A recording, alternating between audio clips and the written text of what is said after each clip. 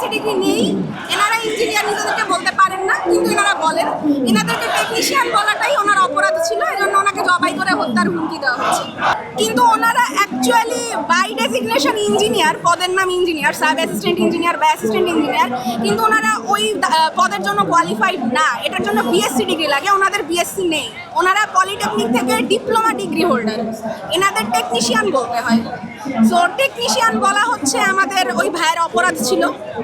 উনি একজন ইঞ্জিনিয়ার হয়ে টেকনিশিয়ান বললেন, এ কারণে ওনাকে হুমকি দেওয়া হয়েছিল, জবাই করে হত্যার হুমকি দেওয়া হয়েছে এবং আরও অনেক কি বলবো অশালীন ভাষাই ব্যবহার করা হয়েছে অনেকজন মিলেই। তখন অন স্পটে মনে হয় 4-5 জন ওনাকে এভাবে 40 মিনিট আটকে রেখে এরকম হেনস্থা করলো। আমরা হচ্ছে বিএসসি এবং ডিপ্লোমা উভয় পক্ষেরই মানে আবেদন করার সুযোগ চাই, যেন দুই পক্ষই আবেদন করতে পারে এবং একটা নিয়োগ পরীক্ষার মাধ্যমে যেন চাকরি প্রার্থী সিলেক্ট হয়।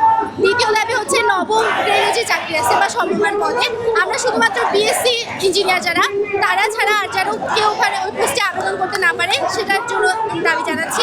এবং তৃতীয় দাবি আমাদের সেটা হচ্ছে বিএসসি ইঞ্জিনিয়ারিং ছাড়া কেউ যেন নামের শুরুতে ইঞ্জিনিয়ার শব্দ ব্যবহার করতে না পারে। আমরা এতদিন মধ্যরাতে ব্লকেট করছি যাতে জনগণের দুর্ভোগ না হয়। আমাদের এতদিন দাবি ছিল যে ডিপ্লোমা টেকনিশিয়ানদের অবৈধভাবে যে ইঞ্জিনিয়ারিং পদগুলো দাখিল করে রাখছে এবং তাদের যে সন্ত্রাস কায়েম করছে এটার বিরুদ্ধে। গতদিন রংপুরের নেস্কোতে বেগম রোকেয়া বিশ্ববিদ্যালয়ের কিছু ছাত্র নেস্কোতে স্মারকলিপি দিতে যায় এই মর্মে।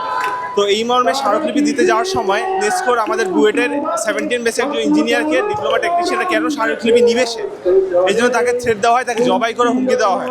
তার এই থ্রেটের বিরুদ্ধে, এই সন্ত্রাসের বিরুদ্ধে আমরা আজকে প্রতিবাদের জন্য এসেছি। সাব অ্যাসিস্ট্যান্ট ইঞ্জিনিয়ার পদে ঢুকে সেখানে 4 জন সাব অ্যাসিস্ট্যান্ট ইঞ্জিনিয়ার ছিলেন এবং বাইরে 40 জন আরও কর্মী ছিলেন যারা ডিপ্লোমা থেকে গেছেন। তো এই 4 জনের যারা হচ্ছে হুমকি দিয়েছে মিলে তাদের নাম লিস্ট করা হয়েছে, আমাদের স্মারকলিপি রেডি আছে তাদের বিরুদ্ধে। এবং আমরা গতদিন 24 ঘন্টা একটা আলটিমেটাম দিয়েছিলাম যাতে তাদেরকে আটক করা হয় এবং তাদেরকে স্থায়ীভাবে নেস্কো থেকে বহিষ্কার করা হয় এবং সেখানেও কিছু করা হয়নি এখন।